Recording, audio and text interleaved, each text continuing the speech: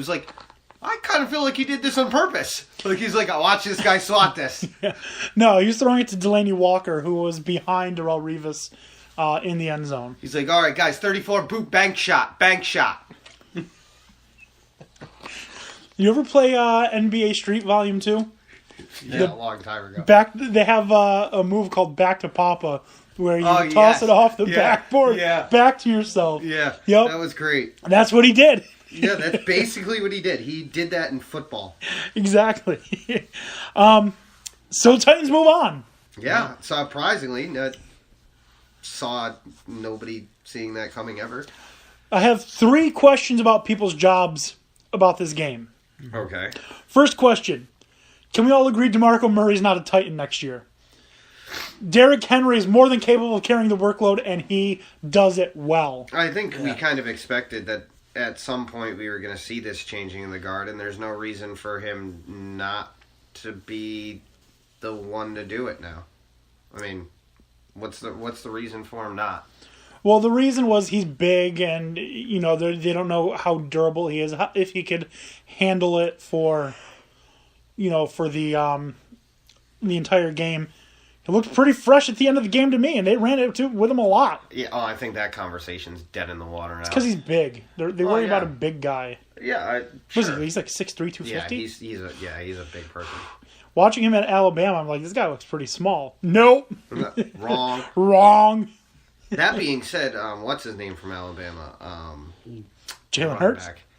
No, the running back. Oh, the big one? Yeah. Bo Scarborough. Yeah, he's bigger than Derrick Henry is. He's bigger. I'm pretty sure, if I remember correctly, he was a linebacker who became a running back. I believe it. If you told me he was a house before he came here, I believe it. He could be a Mack truck for all I know. He's bigger than my Christmas tree. Hey, Bruce, what's up? Seriously. Giving Bruce the shout out. That's roughly what he is. Yeah. Transformer? Yeah, this is my boy Bruce. Yep. Jeez, God, that guy's going to be something in the NFL. Yeah. The next question, going over to the Chiefs. Have we seen the last of Alex Smith in Kansas City? Yeah. I think most likely. Yes. Why wouldn't you? I mean, Mahomes. Mahomes. He looked great in the one time we saw him be that, garbage game, but I mean, it was 248 yards, 2 touchdowns, 1 interception in his first playing time. Yeah, I was pretty impressed. So was I, and I don't see what's the reason to not go into the future? You got him for a reason. I mean, he didn't have to throw him to the wolves or throw him to the fire, but looks like he could be serviceable. And then look what you got. You've got Tyreek Hill, you got Travis Kelce, and then you got all of a sudden two-headed Kareem Hunt's the backup to Spencer Ware. Yeah. You've got this two-headed monster in the backfield now with Spencer Ware and Kareem Hunt. Uh-huh. And you never thought you would get Kareem Hunt either to be that Kareem Hunt would be that good, I guess you'd say. No. He's a rookie from Toledo. Yeah. Toledo. I'm pretty sure that when I did the fantasy draft with Death Wish Coffee, good company. Mm-hmm. No one knew who he was except for me and Tom Gaz. That's amazing. Everybody knows who he is now. I didn't think he was going to be that good. I knew about the one fumble, never lost fumble. But when Spencer Ware comes back, I don't know if you just maybe try and turn Spencer Ware into a wide receiver. Maybe. I mean, possible. I mean, you have a hard time saying that he's going to be your workhorse back. Yeah. Kareem Hunt can do whatever you want him to do. So, I mean, it's hard to see a place where Spencer Ware is needed other than a change of pace back. Right. Because Kareem Hunt's got power, he's got speed, he can catch out of the backfield. Yeah, it's going to be interesting to see what they do with him. I mean, who knows? Maybe they package him for a better pick. It's possible, yeah. You never know. And then the final question that I have about this game, is this the last time we've seen Andy Reid coaching the Chiefs? Potentially. Yeah. I mean, I think there's a good chance of it. I don't see a reason why the Chiefs wouldn't want him if he wanted to stay. I mean, he's gotten them to back-to-back playoffs. Should have won this game, even though he didn't. It's the same reason the Chargers fired Marty Schottenheimer after going 14-2, because you get to the playoffs, but you produce nothing. Yeah, but I mean, that being said, it's not like there's a ton of quality NFL coaches that are available right now, and quite frankly, there's a lot of openings. Oh, but no, you're gonna see a lot of good names coming up. Oh, I'm sure that we will. I mean, there's no doubt about it. Josh McDaniels is about to become, I think, the coach of the Colts. Yeah, I think he is too. And Matt Patricia is going to be the coach of the Lions. Yep. Jim Schwartz is available if you want to take him on. Yep. I mean, Patricia's decision, I think, is going to be between between the Lions or the Giants. Yeah. There's only two ways he could go. I mean, I think the Giants are going to end up going with what's his name. The guy they interviewed today from the Panthers. I don't know. Not the coach. We already have the Panthers GM, so it wouldn't be out of the realm of possibilities to think that way. Right. Or maybe it's just a ploy, and he's going to wait until both of them get their contracts, and then Belichick leaves. Watch that happen, and then sign with the Giants. I'm kind of hoping we're going to talk about that in a minute. But the irony that would bring to New England. My only hope is if it did happen, Tom Brady becomes dog crap. Yes. He shows everybody that he was a system quarterback. And I know his cop-out would be like, well, I am 40-something, man. Yeah. Really? You were the guy that said you wanted to play until 50. I don't want to hear that of you. Why don't you go have some more avocado ice cream? That sounds terrible. Yeah, you know he eats that, right? Yeah. Yeah, it's gross. Yeah. It's disgusting. You want to know what's disgusting? Avocado? Avocados, period. You put it in ice cream? It kind of intrigues me because I like ice cream. Yeah, no. That's the most appealing avocado thing I've ever heard of. Is that like blended with vanilla or how? I have no idea. I don't know. I don't know that I want to know. Go to TB12. Check it out. It's his brand. But... Oh my God, so help me Jesus. If I ever see TB12 avocado ice cream in the grocery store, I'm going to knock that entire shelf over. So, do you know who Matt Nagy is? Name sounds familiar. Well, he was the offensive coordinator of the Chiefs. He's now the head coach of the Bears. So, let me get this straight. You mean to tell me that the offensive coordinator of the team that refused to give the best running back in the NFL last season the ball in the playoff game is now coaching the team that has two hot young running backs named Jordan Howard and Tara Cohen? Yep. Makes sense. Makes perfect sense. That doesn't add up to you? That's a Browns move. Yeah. Maybe that was Belichick's whole plan. All those trade picks to get him over there, sending over players he said he didn't want anymore. He's like, just hold on to these guys for a couple of years. I'll be back. Could you imagine? All right, Jamie Collins, I knew you'd get paid more here, and now I've got you. And I'm going to need you to suspend Josh Gordon for 3 years and then let him back few games before I come, just so that he can knock off the rust. We'll be good. Don't worry. So,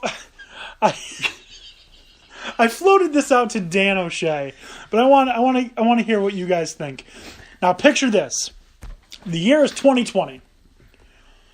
The AFC Championship, the Patriots defeat whoever, the Ravens, whoever it is. Mm-hmm. The 49ers somehow make it to the NFC Championship and win. Jimmy Garoppolo versus Tom Brady. 49ers win. Jimmy Garoppolo retires Brady. Yeah, I mean, I wouldn't see it as being out of the realm of possibility. How beautiful would that be? And then Bill Belichick, who's out of the NFL at that point, says, told you. Yeah, I mean... Wouldn't you love that? Yeah. I could put up with a 49ers Super Bowl to see that. I would love the east side of the Patriots Stadium to collapse. But, I mean, we're talking about hypotheticals here. I'm not saying while anyone's in it. Here's to see it collapse. Like the Vikings roof. Yeah, yeah. We were at work when I showed you that video. That happened. Yeah, that was insane. Yeah. It was right after Teddy Bridgewater's knee collapsed. Yeah, no worries. Now we've got a new stadium and we're going to have a Super Bowl in the coldest part of the country. You can possibly do that when we've had one of the coldest winters we've had in a long time. Oh, yeah. Luckily, it's a dome. Seriously. Like, that was the other thing. Like, did anybody notice, like, it was it the Panthers player? I want to say it was the Panthers player. Yeah. The Panthers player, he had one of those warm weather masks over himself, like the whole, like, full headgear mask. I'm like, dude, you're inside in Atlanta. How cold could it possibly be? Why do you need that on right now? I was just completely floored by it. I don't... Okay, even worse. Maybe he was afraid he'd have to swim. Because that's going to help. It's just going to make you feel like you're being waterboarded while you're drowning. It's a swimsuit. Okay, sure. Not going scuba diving. Maybe you are. And you're already under sea level. And furthermore...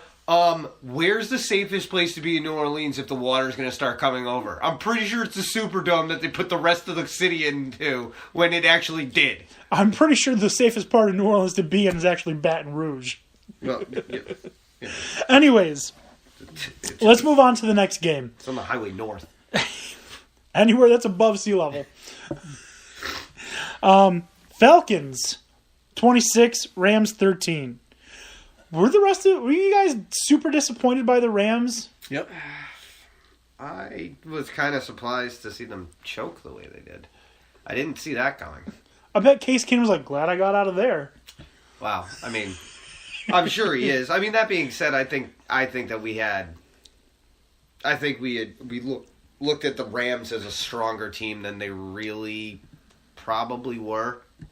It was the same thing. They look better than we thought they really are. I don't understand what's going on with these teams. Like, you have, good plays, and you have a lead. The Rams had the lead. Why do you stop running the ball? Why did Georgia stop running the ball? True. Why did the Falcons stop running the ball in the Super Bowl? You get complicated. You don't understand, like, these things. And that was the other thing, them playing Atlanta. Like, I didn't necessarily want to count out Atlanta in that game, because I was like, they literally did this last year, so don't just sleep on them thinking that they're just going to roll over because the Rams have had such a great year. Oh, okay, Jared Goff, let me belly up. Yeah, this is still, this. It's not delusion ourselves. This is still the same Rams team. Okay. Just better coaching. I just want to jump back for a second really quickly to the Titans game. I knew the Titans were going to win this game. Okay. I was confident. Because I just don't trust a team that loses to both the Jets and the Giants in the same season. Yeah. I mean, I thought, I picked the Titans because I knew they'd have a good shot because of that, but I figured they probably could have won it. I thought the Titans were going to just run away with it. Derrick Henry kind of did at the end. Yeah, I mean, he kind of did. It was, I don't know. I just, go Titans. Especially this week. Yeah, yep. Yeah, they're playing the Patriots. Anybody against the Patriots, go them. Could you imagine the playoff scenario, the Vikings versus the Eagles, where the quarterbacks would have 3 combined playoff starts? That's kind of nuts. On the NFC side. And on the AFC side, the Titans with Marcus Mariota having 2. Yeah. And Blake Bortles having 2. Yeah. That'd be nuts. That could happen. It could happen, you're right. I think it's funny that 3 different quarterbacks from Jeff Fisher's coaching era made the playoffs this year. Okay, Nick Foles. Yeah. Yep, I forgot Nick Foles was with the Rams for a bit. Yep. 3 different quarterbacks. Maybe he knows what he's doing. No. This is clear indication he does not. You had 3 playoff quarterbacks, and you had a very hard time getting above 500 for most of your career. You made Todd Gurley terrible. Yeah, you made Todd Gurley bad. How do you do that? Your greatest achievement was a trick play against Buffalo.